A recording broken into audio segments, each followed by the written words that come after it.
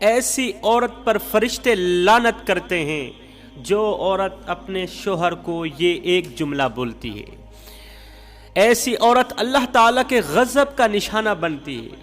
جب فرشتے اللہ تعالیٰ کو اس قدر غضبناک ہوتا دیکھتے ہیں تو فرشتے ایسی عورت پر لعنت کرتے ہیں۔ فرمایا اے اسلام کی مقدس شہزادیوں، سب کچھ کرنا، اپنے شوہر کو یہ ایک جملہ کبھی بھی نہ بولنا۔ یہ وہ بدترین جملہ ہے، یہ وہ بدترین گناہ ہے جو عورت کی کسی بھی نیکی کو قبول نہیں ہونے دیتی۔ کوئی بھی عبادت، نماز، روزہ، حج، زکوٰۃ قبولیت کے دروازے تک نہیں پہنچ پاتی۔ کوئی بھی نیکی قبول نہیں ہوتی۔ اپنے شوہر کو یہ ایک جملہ کبھی بھی نہ بولنا۔ وہ کون سا جملہ ہے؟ وہ شوہر جس کے بارے میں رسول اللہ صلی اللہ علیہ وسلم نے فرمایا اللہ کے بعد اگر کسی کو سجدہ کرنے کا حکم دیا جاتا تو وہ بیوی کو ہی حکم دیا جاتا کہ وہ اپنے شوہر کو سجدہ کرے۔ شوہر اس قدر قابل عزت اور قابل احترام اور اعلیٰ شخصیت ہے بیوی کے لیے کہ اللہ کے بعد اگر کسی کو سجدہ کرنے کا حکم دیا جاتا تو وہ بیوی کو حکم دیا جاتا وہ اپنے شوہر کو سجدہ کرے۔ اس لیے اللہ کے رسول نے فرمایا اپنے شوہر کی فرما برداری کرو، شوہر کی شکر گزاری کرو۔ اگر شوہر کی قدر و قیمت جاننی ہو تو کسی بیوہ عورت سے جا کے پوچھو، اس عورت سے جا کے پوچھو جس کا شوہر فوت ہو گیا، مر گیا، اسے اور اس کے بچوں کو تن تنہا اکیلا چھوڑ کے اس دنیا فانی سے رخصت ہو گیا۔ آج اس بیوہ عورت کے دکھ سکھ میں کوئی شریک ہونے والا نہیں، اس سے اس کا کوئی حال پوچھنے والا نہیں، اس کے درد سننے والا نہیں ہے۔ شوہر کے مر جانے کے بعد آج اس کے بچے یتیموں کی سی زندگی گزار رہے ہیں۔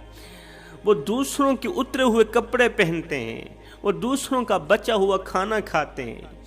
یہ بیوہ عورت ڈرتی مرتی گھر سے باہر نہیں نکلتی کہ لوگ کیا کہیں گے۔ کسی کی ہوس کا نشانہ نہ بن جاؤں، کسی کے ہوس کا نشانہ نہ بن جاؤں۔ میرا معاشرہ ظالم معاشرہ ہے، گندی سوچ رکھنے والا معاشرہ ہے۔ کہیں ایسا نہ ہو گھر کی دہلیز سے باہر قدم رکھوں تو ہر دیکھنے والی آنکھ یہ کہے کہ اس کا شوہر فوت ہو گیا، اب یہ کدھر کو جا رہی ہے؟ یہ کسی کے پھنسانے کے چکر میں ہے، کسی کو اپنا شوہر بنانے کے چکر میں ہے۔ عید کے دن بھی اچھے کپڑے نہیں پہنتی، لوگ کیا کہیں گے؟ یہ کس کو دکھانا چاہتی ہے؟ بناؤ سنگھار نہیں کرتی، لوگ کیا کہیں گے؟ اس کا شوہر فوت ہو گیا، یہ بناؤ سنگھار کس کو دکھانا چاہتی ہے؟ انسان ساری زندگی یہی سوچتا رہتا ہے کہ لوگ کیا کہیں گے۔ صاحب لوگ آخر میں بس یہی کہتے ہیں کہ انا للہ و انا الیہ راجعون۔ بیوہ عورت سوچتی ہے کاش آج میرا شوہر زندہ ہوتا تو میرے بچے یتیموں کی سی زندگی نہ گزار رہے ہوتے، وہ دوسروں کے اترے ہوئے کپڑے نہ پہنتے۔ میرا غریب شوہر صبح سویرے باہر نکلتا، پورا دن ایسے ہی خاک چھانتا، روزی روٹی کماتا، شام کو روزی روٹی کما کے گھر کی دہلیز پر قدم رکھتا تو کہتا یہ لو حلال کا لقمہ میری اولاد کے منہ میں ڈالو۔ کیونکہ ایک اچھا شوہر، اچھے شوہر کی پہچان بھی یہی ہوتی ہے کہ وہ مال و دولت کو شاید ہی بیوی کے قدموں پر قربان نہ کر سکتا ہو، اس میں اتنی ہمت نہ ہو، صاحب استطاعت نہ ہو، مال و دولت کو بیوی کے قدموں پر شاید ہی قربان نہ کر سکتا ہو، لیکن بیوی کے دکھ سکھ میں اس کا ساتھ ضرور دیتا ہے۔ بیوی جتنی زیادہ بیمار کیوں نہ ہو جائے، مرنے کے قریب ہو جائے، شوہر اس کے سرہانے بیٹھ کے، اس کے ساتھ بیٹھ کے، اس کا ہاتھ اپنے دونوں ہاتھوں سے پکڑ کے اتنا کہہ دے کہ تو حوصلہ رکھ، تجھے کچھ نہیں ہونے والا۔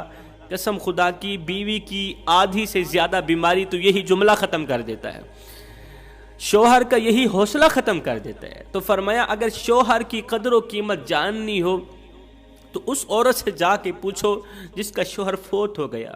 شوہر کہتا ہے مجھ سے میری جان لے لو، میری جوانی لے لو، میرا بڑھاپا تجھ پہ قربان، میں کڑکتی دھوپ میں تتی ریت پہ کندھے پہ بوریاں لاد لاد کے دن رات ایک کر کے تیری خواہش پوری کرنے کے لیے محنت مزدوری کے لیے میں تیار ہوں، تیری ہر ایک تمنا پوری کروں گا، تیری ہر ایک خواہش پوری کروں گا، بدلے میں مجھے 2 چیزیں دے دو۔ شوہر بیوی سے 2 چیزوں کا تقاضا کرتا ہے، سب کچھ دینے کے لیے تیار ہوں، بدلے میں 2 چیزیں دے دو۔ وہ کون سی 2 چیزیں ہیں؟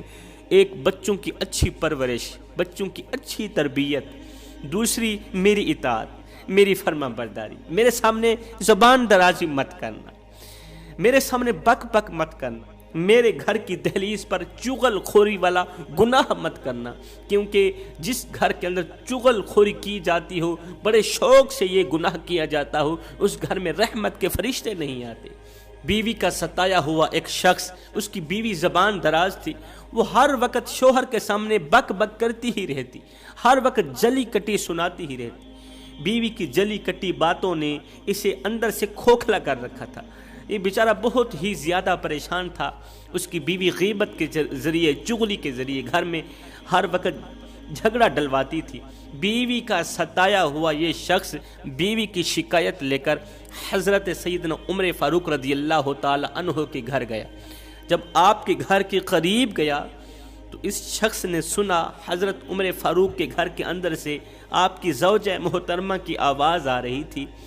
آپ کی زوجہ محترمہ اونچی اونچی آواز میں تلخ لہجے میں سیدنا عمر فاروق کو کہہ رہی تھی کہ آپ مجھے وقت کیوں نہیں دیتے، آپ بچوں کو وقت کیوں نہیں دیتے، باہر والوں کے لیے وقت ہے، میرے لیے اور میرے بچوں کے لیے وقت کیوں نہیں، گھر میں یہ ضرورت نہیں، مجھے فلاں کی چیز کی ضرورت ہے، آپ وقت پر کیوں نہیں لا کر دیتے۔ اس طرح کی باتیں کر رہی تھی، اور کمال کی بات یہ تھی کہ سیدنا عمر فاروق رضی اللہ تعالیٰ عنہ خاموش کھڑے بیوی کی اونچی اونچی باتیں سن رہے تھے، بڑے ہی اطمینان سے سن رہے تھے۔ شخص کہتا ہے میں حیران رہ گیا کہ سیدنا عمر فاروق رضی اللہ تعالیٰ عنہ اتنے بڑے جاہ و جلال کے مالک، سخت طبیعت والے، جس سے شیطان بھی ڈرتا ہے، جس کو میرے نبی نے رو رو کر مانگا ہے، جس کے بارے میں میرے کریم نبی نے فرمایا اگر میرے بعد کوئی نبی ہوتا تو وہ میرا عمر ہی ہوتا۔ اللہ اکبر! وہ عمر، اتنا بڑا عمر بیوی کے سامنے بیچارہ خاموش کھڑا ہے، میں تو پھر کچھ بھی نہیں ہوں، اتنی بڑی شخصیت بیوی کے سامنے خاموش کھڑی، پھر یہ میرے لیے بہت بڑا سبق ہے، مجھے بھی صبر کرنا چاہیے جس طرح عمر فاروق رضی اللہ تعالیٰ عنہ صبر کر رہے ہیں۔ اس سوچ کی بنیاد پر یہ شخص واپس گھر کی طرف روانہ ہوا۔ اچانک عمر فاروق گھر سے باہر نکلے، دروازے سے باہر نکلتے ہی سیدنا عمر فاروق نے دیکھا کہ ایک شخص آیا بھی ہے اور واپس کو جا رہا ہے۔ آپ نے جانے والے کو بلایا، او بھائی ادھر آؤ، کیسے آنا ہوا، آئے ہو خالی ہاتھ واپس جا رہے ہو، بھوکے ہو، روٹی چاہیے، پیاسے ہو، پانی دوں؟